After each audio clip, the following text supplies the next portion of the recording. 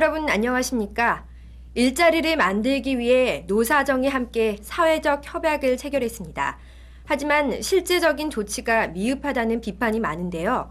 이른 시일 내에 구체적인 세부 사항과 대안이 나와 현실성 있는 협약이 되기를 기대해 봅니다. 첫 소식입니다. 지난 6일 상현동과 풍덕천 이동사무소에서 주민자치센터 개소식이 있었습니다. 이날 상현동 사무소에 문을 연 주민자치센터 개소식엔 이정문 용인시장, 시의원을 비롯한 주민 150여 명이 참석해 행사를 빛냈습니다. 이정문 용인시장은 인사말을 통해 주민자치센터의 역할은 위원회를 중심으로 크고 작은 사안들을 스스로 처리해 나가는 데 바탕을 두어야 한다고 부탁했습니다.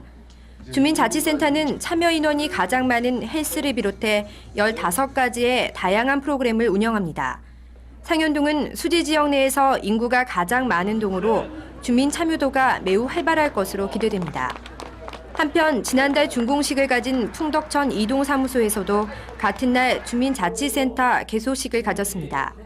이상학 자치위원장은 주민자치센터 제1기 프로그램 운영에 참여할 700여 명의 회원을 모집해 운영에 들어갔습니다. 상습 정체 구간인 동천 오거리의 교통체계를 개선하기 위한 주민 설명회가 지난 4일 수지 출장소 회의실에서 있었습니다.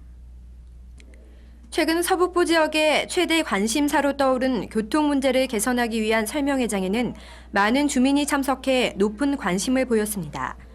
소식을 접하고 설명회장을 찾은 한 주민은 전문가 못지않은 개선 대책을 설명하며 주민 요구사항을 실행해달라고 합니다. 이날 체계 개선 사업은 만성 정체 지역의 한 곳인 일명 먼의 오거리의 정체를 개선하기 위해 복잡한 신호 체계를 단순화한다는 계획으로 추진됐습니다. 사업 설명회 개선안을 살펴보면 현재 일양약품 방면의 횡단보도를 서울 방면으로 20m가량 이설하고 일부 좌회전 구간을 폐지한다는 계획입니다. 동천동 체계 개선 사업은 수지 지역의 만성적인 교통 체계 개선 사업을 위해서는 철도, 도로 등 사업을 시행해야 하나 그 같은 경우 시간과 예산이 많이 소요되므로 기 설치되어 있는 시설물을 최대한 활용하기 위하여 추진되는 사업입니다. 현재 먼의 오거리를 통과하는 국지도 23호선 고가차도 건설 계획 및 도로 확장 포장 공사는 지난 12월에 실시 설계를 마친 상태입니다. 경기도건설본부는 늦어도 올해 사업에 착수해 2006년 완공한다는 계획입니다. 이번 설명회에서도 제기되었듯이 주민 불편도 최소화되고 차량 정체 해결에도 도움이 될 수 있는 개선안이 빠른 시일 내에 재검토돼 시행되길 바랍니다. 아파트가 밀집해 있는 수지 지역에서 정월 대보름 행사로 달집 태우기, 쥐불놀이, 윷놀이 등 정겨운 민속놀이 행사가 열렸습니다. 지난 5일 수지 신봉동에서는 신봉동 자율방범대 주관으로 정월 대보름 행사가 치러졌습니다. 농악대가 흥을 돋구고 있는 가운데 흥겹게 윷놀이를 하는 사람들의 얼굴은 결과에 상관없이 마냥 즐거운 표정입니다. 한쪽에서는 깡통에 나무 조각들을 넣고 불을 붙여 쥐불놀이를 준비합니다. 또 커다랗게 집더미를 쌓아 만든 달집에 한 해의 소망을 적어 붙이는 손길들로 분주합니다. 우리의 문화를 생각을 하고 이렇게 개발되는 우리 주민과 더불어서 이 문화를 정착시키려고 하는데 주민들 전체가 일심동체가 되어 있습니다. 날이 어두워지자 이정문 용인시장과 동네 주민들은 풍년과 동네의 안녕을 비는 고사를 지내고 준비된 솜방망이에 불을 붙여 달집에 불을 지릅니다. 옛부터 달집 태우기 놀이는 불을 피워 생산을 촉진하고 재앙을 방지하며 가축의 질병을 막고 모든 것을 정화한다고 해서 시작된 민속놀이입니다. 높게 치솟은 불꽃 끝에 걸려있는 보름달은 주변은 물론 우리의 마음까지 환하게 비춰줍니다. 부모 손에 이끌려 나온 아이들은 불이 붙은 깡통을 돌리며 재미있어 어쩔 줄을 모르고 그 사이 부모들은 옛날의 추억에 잠깁니다. 이번 정월 대보름 행사가 각박해져가고 있는 도시 생활에서 이웃들과 화합하며 시민들의 정주의식을 높일 수 있는 계기가 되었으면 합니다. 최근 가금 인플루엔자 발생으로 축산농가가 어려움을 겪고 있는 가운데 지난 9일 시청 구내식당에서 전 직원들이 닭고기 소비 촉진 운동을 전개했습니다. 이날 구내식당의 점심 메뉴는 특별히 닭갈비로 정해 준비했습니다. 이정문 용인시장도 직원들과 함께 점심을 들며 닭고기 소비 촉진 운동에 동참했습니다.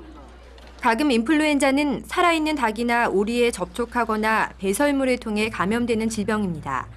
특히 우리나라의 닭고기 및 오리고기 유통체계에서 조류 독감에 감염된 고기가 유통될 확률은 전혀 없으며 바이러스에 감염된 고기라도 섭씨 70도씨 이상에서 열을 가하면 인체에는 전혀 해가 없다고 합니다.